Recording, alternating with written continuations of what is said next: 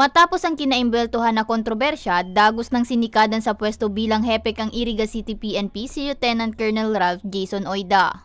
Sigun kay Police Major Vic Abalaing, tagapagtaram kang Camarines Sur Police Provincial Office, Agosto 11 kan dagos ng haliun bilang hepe kang istasyon si Oyda. Susug naman sa kasuguan ni Provincial Director Police Colonel Julio Cesar Domingo. Ipinasairaram si Oyda sa administrative relief nga ni day subot makaapekto sa pigigibong investigasyon kang PNP sa insidente. To demonstrate our commitment to upholding the principles of justice and impartiality as enforcers ng ating batas po. Matatandaan, naging mainit ang ngaran kang hepe dangang kang radio reporter kang region nating Camarines Sur na si Jose Rizal Pajares. Matapos na sahutan ni Oyda na nagkaigwan ng pagbalgar si Pajares sa Data Privacy Act, kampurbaran subot ni Pajares na buklito ng blatterbook ang istasyon, na mayong paisi as pagtugot sa personalis kan hepatura na naaktuhan mismo subot ni Oyda sa CCTV.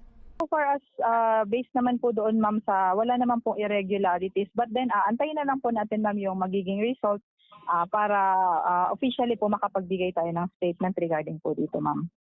Antes makapagpiyansa ng 10,000 pesos, tulungal daw man na nakulong si Pajares sa Iriga City Police Station.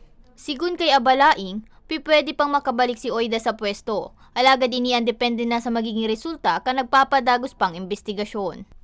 Kasi ma'am, we have already yung ating tinatawag na freedom of information na kung saan kapag may gusto po tayong i-access na information, magpunta lang po tayo sa ating desk officers and yung ating mga kumbaga para makater po yung kanilang concerns, and meron po dyan ang pinifill upan na papel na kung saan kung ano po yung gustong information nila na ma-access or makuha with the immediate approval po kasi yan ng Chief of Police.